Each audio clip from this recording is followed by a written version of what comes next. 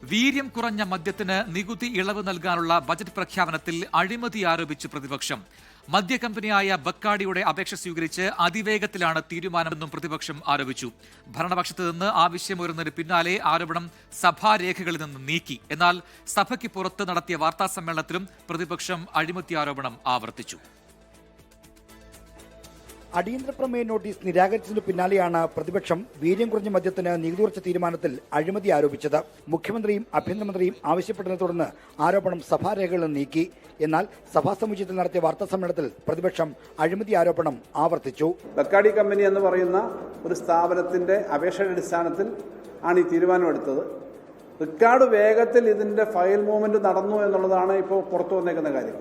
വളരെ പെട്ടെന്ന് മണിക്കൂറുകൾ കൊണ്ട് തന്നെ ഫയൽ ജമ്പ് ചെയ്ത് പോയി. സഭാതലത്തിലെ അഴിമതി ആക്ഷേപം ചട്ടവിരുദ്ധമെന്നാണ് ഭരണപക്ഷത്തിന്റെ നിലപാട്. ഞാൻ പ്രതിപക്ഷ നേതാവായിരുന്നയാണ്, വാക്കൌട്ട് ചെയ്യാം.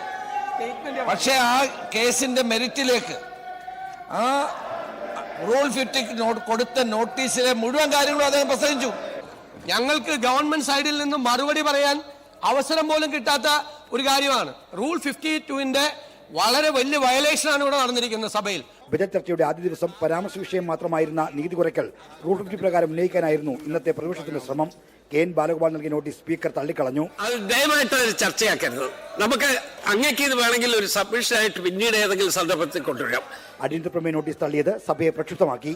പ്രതിപക്ഷാംഗങ്ങൾ സഭയുടെ നടുത്തളത്തിലിറങ്ങി പ്രതിഷേധിച്ചു.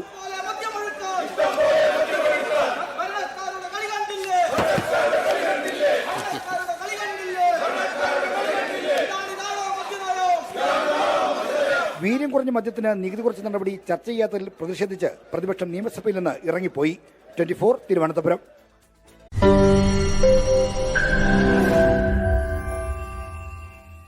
ലോകത്തെവിടെയായാലും ഏത് സമയത്തും 24 വാർത്തകളും ഓഗ്മെന്റഡ് റിയാലിറ്റി പാക്കേജുകളും എക്സ്പ്ലെയിനറുകളും വിശദമായി കാണാൻ ഞങ്ങളുടെ യൂട്യൂബ് ചാനൽ നിങ്ങൾക്ക് സബ്സ്ക്രൈബ് ചെയ്യാം.